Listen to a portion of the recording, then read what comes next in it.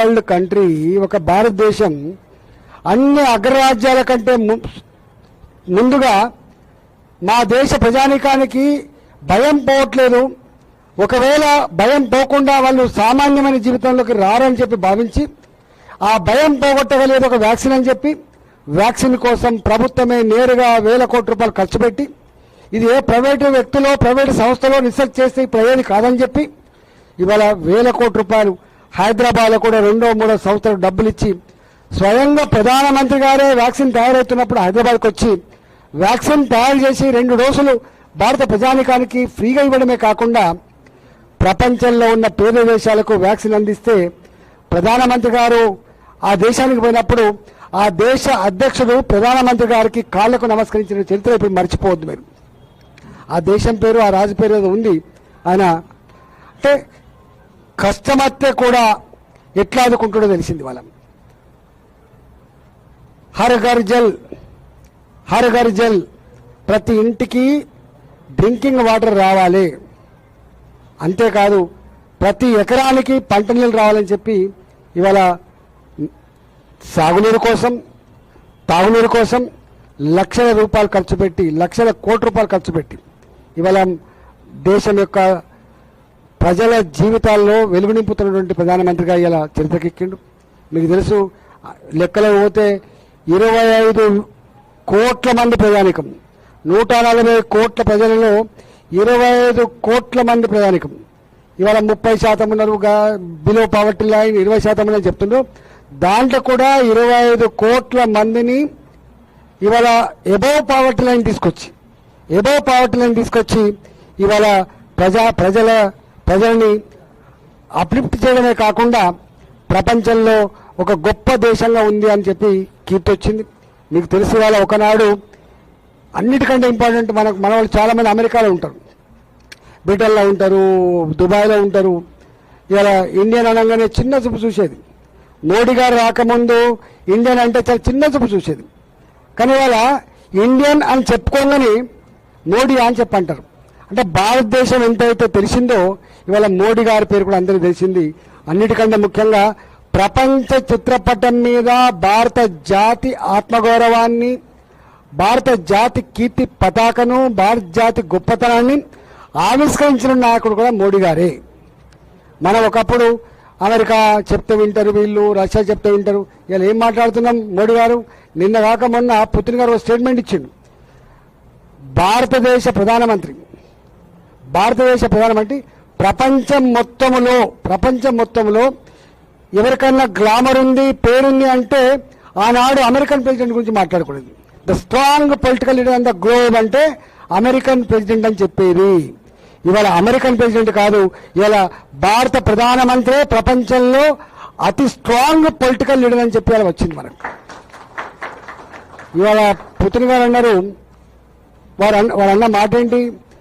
భారతదేశానికి ఎక్కడ ఏం కొనుక్కోవాలనో, ఎవరితో వ్యాపారం చేసుకోవాలనో శాసించగలిగే శక్తి ఎవరికి లేదు అని చెప్పిండు. వాళ్ళ భవిష్యత్తును వాళ్ళు నిర్ణయించుకోవడం చెప్పిండు. ఇవాళ అనేక సార్లు మనం చూసేది, ఒకప్పుడు టెర్రరిస్ట్ యాక్టివిటీస్, ఒక డాక్టర్ మిలిటరీలో పనిచేసి రిటైర్డ్ అయ్యి మన పార్టీ ఆఫీసులో మన పార్టీ చేరేయండి. ఆయన అన్నాడు, నువ్వు ఎందుకు జాయిన్ అవుతున్నావు అని చెప్పి అంటే ఆయన మాట ఏంటంటే, నేను ఒక డాక్టర్ని జమ్మూ అండ్ కాశ్మీర్లో పనిచేసిన నేను హాస్పిటల్లో తెగిపడ్డ చేతులు, తెగిపడ్డ కాళ్ళు, తెగిపడ్డ కంఠాలు, కారుతున్న రక్తాన్ని చూసి కన్నీళ్లు పెట్టేది.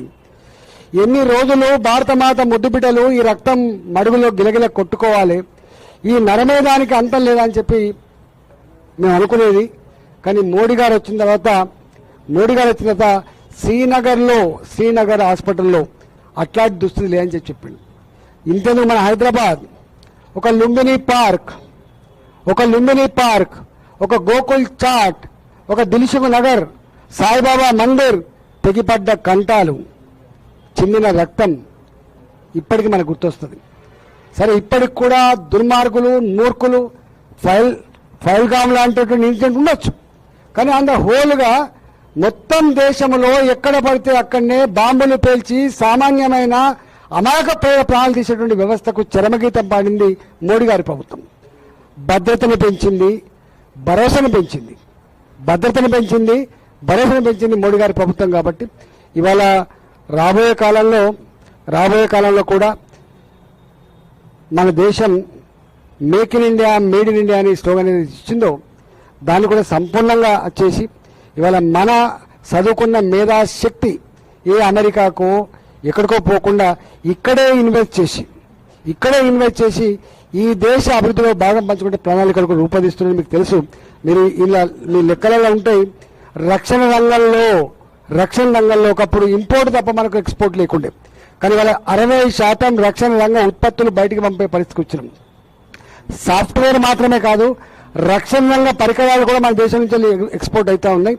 ఇవాళ అనేక రకాల గ్రీన్ ఎనర్జీ విషయంలో గ్లోబల్ వార్మింగ్ గురించి మాట్లాడిన పెద్ద పెద్ద నేతలు, కానీ దాన్ని అమలు చేసిన దేశం భారతదేశం. ఇవాళ గ్రీన్ ఎనర్జీ గురించి మాట్లాడిన ప్రపంచంలో దాన్ని అత్యంత వేగంగా అమలు చేస్తుంది భారతదేశంలో.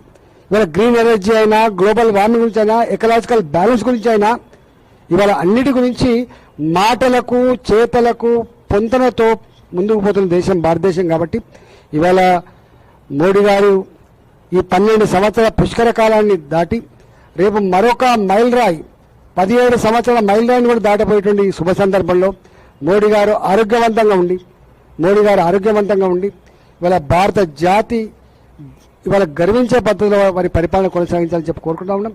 ఇవాళ మన సంస్కృతి సాంప్రదాయ విషయంలో కూడా రామాలయం రక్తం చెందింది. ఇవాళ అయోధ్యలో రామందిరం కట్టాలని చెప్పి పెళ్లికి ఆధ్వర్యంగా రథయాత్ర చేసిండు. ఇవాళ ఒకటే దేశం ఒకటే చట్టం, ఇవాళ అయోధ్యలో రామ మందిరం, ఇలాంటి అనేక విషయాల్లో కూడా ఇవాళ ఎవరికి వెడవకుండా జడవకుండా election oriented power oriented politics చేయకుండా ప్రజా ఓరియంటెడ్ పాలిటిక్స్ జరిపి ప్రజల మన్నలు పొంది కాశ్మీర్ నుంచి కన్యాకుమారి వరకు, కచ్ నుంచి అరుణాచల్ ప్రదేశ్ వరకు అన్ని వర్గాల వాళ్ళు ఏ మతమైనా, ఏ కులమైనా, ఏ భాష వాళ్ళైనా, ఏ సంస్కృతి వాళ్ళైనా అన్ని వర్గాల ప్రజలకి మామోడి అని చెప్పగలిగేటువంటి ఈ యొక్క నినాదం సాధించిన ఘనత కూడా భారతీయ జనతా పార్టీదే. మీకు తెలుసు, భారతీయ జనతా పార్టీ ఒకసారి అధికారంకి వస్తే గుజరాత్ వైపు చూడండి, 30 ఏళ్ళు 27 సంవత్సరాల తర్వాత కూడా మళ్ళీ ఓటింగ్ పెడితే మళ్ళీ భారతీయ జనతా పార్టీ వచ్చింది. 30 సంవత్సరాలు పూర్తి చేసుకోబోతుంది. మధ్యప్రదేశ్ 18 సంవత్సరాల తర్వాత కూడా మళ్ళీ మా ప్రభుత్వం ఉంది. ఇవాళ అస్సాం ఆఫ్టర్ 10 years మళ్ళీ మా ప్రభుత్వం ఉంది. ఇలా అంటే ప్రజలు మెచ్చే, ప్రజలు నచ్చే, ప్రజల కోణంలో జరిగేటువంటి పరిపాలన మనం చూస్తా ఉన్నాం. ఇలా బెంగాల్లో ఏం జరిగిందో మీకు తెలుసు. ఇలా బెంగాల్ ప్రజానీకం ఏమనుకుంటున్నారు, మేము ఎక్కడ భారత నుంచి వెళ్ళి విడిపోయే పరిస్థితి వస్తుందేమని చెప్పి భయపడ్డాం. ఇవాళ భారతీయ జనతా పార్టీ వచ్చింది. ఇవాళ మళ్ళీ ఉన్న భారత్ క్షేమంగా సురక్షితంగా ఉందని చెప్పి భావిస్తుంది. మొన్న మన హైదరాబాద్లో రోహింగ్యాల గురించి మాట్లాడుకుంటున్నాం. రోహింగ్యాలు ఎక్కడి నుంచి వచ్చిండ్రు? బంగ్లాదేశ్ నుంచి వచ్చిండ్రు. ఇవాళ రోహింగ్యాల బెడద లేకుండా పోతుంది. ఇవాళ వచ్చిన సంగతి ఏంటని పక్కన పెడితే ఇవాళ ముబ్బడిగా లక్షల సంఖ్యలో రోహింగ్యాల వలసలు ఏవైతున్నాయో అవన్నీ ఆగిపోయినాయి.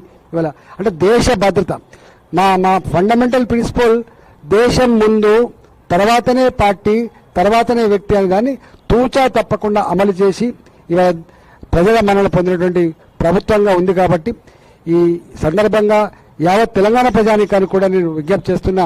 ఇక్కడ కూడా వీళ్ళ ముఖాలకు ఏది చేయలేక, చేతగాక, ప్లాన్ లేక విమర్శలే కుప్పిస్తూ ఉంటారు. ఇవాళ 6,300 రూపాయలు 6,300 కోట్లు పెట్టి రామగుండంలో 30 ఏళ్ల క్రితం బంద్ అయినటువంటి ఎరువుల కర్మాగారం నిర్మించిన చరిత్ర భారతీయ జనతా పార్టీ. 30-40 ఏళ్ల సుదీర్ఘ కళ కోచ్ ఫ్యాక్టరీ కాజీపేట, దాన్ని అందించిన ఘనత కూడా ఇవాళ భారతీయ జనతా పార్టీది మాత్రం. ఇట్లా అనేకం చెప్పుకోకపోతే అనేకం ఉన్నాయి. కాబట్టి దీన్ని ఆలోచించమని, రాబోయే కాలంలో తెలంగాణ అప్పుల ఊపి నుంచి బయటపడాలంటే, తెలంగాణ తలెత్తుకొని ఉండాలంటే, తెలంగాణ తన పాత గ్లోరీ సంతరించుకోవాలంటే భారతీయ జనతా పార్టీ గెలిస్తేనే సాధ్యమైందనే విషయం మర్చిపోవద్దని, ఇవాళ దాన్ని మర్చిపోవద్దని చెప్పి నేను విజ్ఞప్తి చేస్తా ఉన్నా. ఇవాళ వాళ్ళని చూసిండ్రు, వీళ్ళని చూసినాం. ఇక చూడవలసింది భారతీయ జనతా పార్టీని మాత్రమే. మేము తెలంగాణని ఒక గుజరాత్ లాగా, తెలంగాణ వచ్చిన నాడు గొప్పగా ఫీల్ అయినాం. మేము ఒక గుజరాత్ లాగా అన్ని రాష్ట్రాల కంటే కూడా గొప్ప రాష్ట్రం ఎదగాలని చెప్పి కలగంటున్నాము. అది కావాలంటే తప్పకుండా ఇక్కడ కూడా భారతీయ జనతా పార్టీ రావాల్సిందే. మీ ఆశీర్వాదం ఉంటే తప్పకుండా ఇక్కడ మీరు కోరిన పద్ధతిలో ఇక పరిపాలన కొనసాగుతుందని చెప్పి మీకు హామీ ఇస్తూ నమస్కారం. భారత్ మాతాకి జై. भारत माता की जय. भारतीय जनता पार्टी